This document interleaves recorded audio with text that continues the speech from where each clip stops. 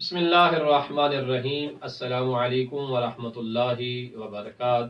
میں ہوں سید ثقلین حیدر نقوی نجفی، سرزمین نجفی اشرف سے، اور آپ دیکھ رہے ہیں ان پیارے پیارے بچوں کے ساتھ ہمارا فیس بک اور یوٹیوب چینل شیعہ کڈز ٹی وی نجفی اشرف۔ پیارے بچوں، جیسا کہ ہم نے آپ کی خدمت میں یہ عرض کی کہ انشاءاللہ تعالی ہم قرآنیات کے اوپر کام کریں گے، یعنی ہم آپ کو بتلائیں گے اور سکھلائیں گے قرآنی ترجمہ۔ اور آج ہم آغاز کر رہے ہیں اس سلسلہ وار گفتگو کا۔ ہم اپنے پیارے بچوں کو جو ہمیں دیکھ رہے ہیں اور ان پیارے بچوں کو یہ بتلانا چاہتے ہیں کہ جس کتاب عظیم قرآن حمید کی ہم سلسلہ وار گفتگو کو ابھی انشاءاللہ تعالی شروع کرنے والے ہیں، اس قرآن مجید فرقان حمید کے اندر 114 قرآنی سورے ہیں، اور اس کے اندر 30 پارے ہیں، یعنی اس کے جو اجزاء ہیں وہ 30 ہیں۔ ہم اپنے پیارے بچوں کو انشاءاللہ تعالی ان قرآنی اجزاء، جنہیں ہماری اردو زبان میں پارہ بھی کہا جاتا ہے اور اجزاء قرآنی سے بھی تعبیر کیا جاتا ہے، وہ انشاءاللہ تعالی ان کے نام بھی یاد کروائیں گے۔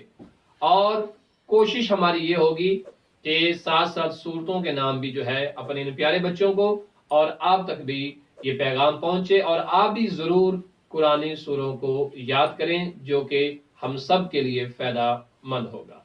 لہٰذا آج قرآنی سلسلے کی پہلی قسط، پہلی ویڈیو کا آغاز ہم سورہ فاتحہ سے کرتے ہیں، کہ جو قرآن کے آغاز میں موجود ہے۔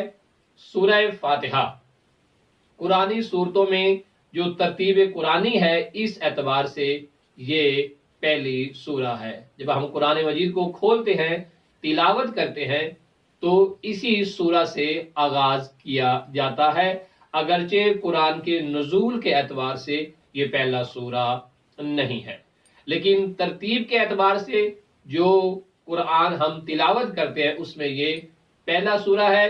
اور ہمارے یعنی فقہ جعفریہ کے مطابق یہ جو قرآن مجید ہے، یہ وہی قرآن مجید ہے کہ جو نبی کریم صلی اللہ علیہ وآلہ وسلم پر نازل ہوا، اور اس میں کسی طرح کی کمی زیادتی نہیں ہے۔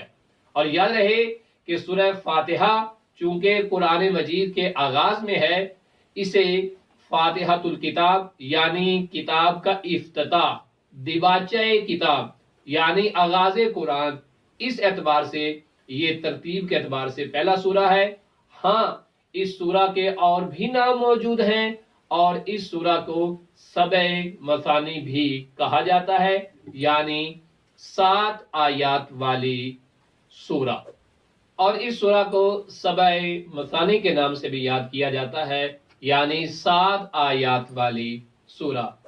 بعض لوگ بسم اللہ الرحمن الرحیم کو سورہ فاتحہ کا یا باقی صورتوں کا حصہ نہیں جانتے، لیکن مذہب اہل بیت علیہ الصلوۃ والسلام کے پیروکار سورہ توبہ کے علاوہ باقی تمام قرآنی سوروں کے آغاز میں بسم اللہ کو اسی سورہ کا حصہ سمجھتے ہیں۔ اور شاید یہی وجہ ہے کہ الحمدللہ ہم جب قرآن کی تلاوت کرتے ہیں، نماز کے اندر بھی جب ہم تلاوت کرتے ہیں تو کسی نئے سورے کا آغاز کرتے ہیں تو ہم بسم اللہ الرحمن الرحیم سے ہی آغاز کرتے ہیں۔ تو یہ مختصر سا تعارف تھا اپنے ان پیارے بچوں کے لیے سورہ فاتحہ کا۔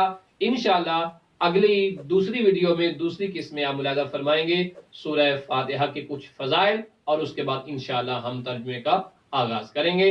اپنا بہت سارا خیال رکھیے گا اور دعا میں یاد فرمائیے گا۔ وصلی اللہ علی محمد وآلہ